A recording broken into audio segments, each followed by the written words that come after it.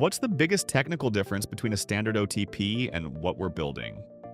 The biggest technical difference, in my opinion, would be the actual channel that you use to verify the customer, right? In these older or traditional flows, you would always send an OTP code or a verification link or something like that to the customer via an SMS or an email.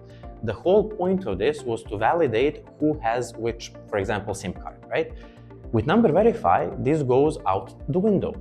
Everything happens between the device and the operator. Even with Number Verify, we have innovations, right? NV2 now works over Wi-Fi, which wasn't the case with NV1. You had to do all of the boring header enrichment stuff and whatnot. CSPs are often worried about how long it takes to integrate these new APIs. How did you manage to get 61 million users live in 5 weeks? The concern that the CSPs have is completely justified, especially if you take a look at past data. Past projects of this scale, they all used to be measured in quarters, or if not quarters, at least months. This is the main reason why we made our stack so configurable.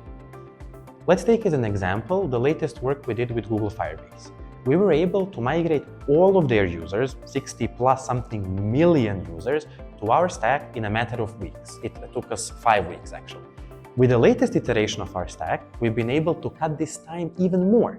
Currently, we're not looking at deployments that take longer than 2 weeks. And for the end user, what does this look like on their phone? Well, that's the best thing, right? The improved user experience. The flow remains the same, except you cut out the most annoying part, sending of verification codes and so, which, by the way, can be sent by hackers or intercepted by scammers or whatnot.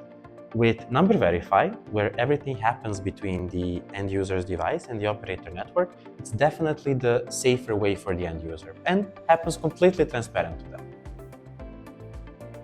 Silent Auth via Number Verify is just one of many cool use cases that we've seen in the industry, and I can't even imagine what comes next.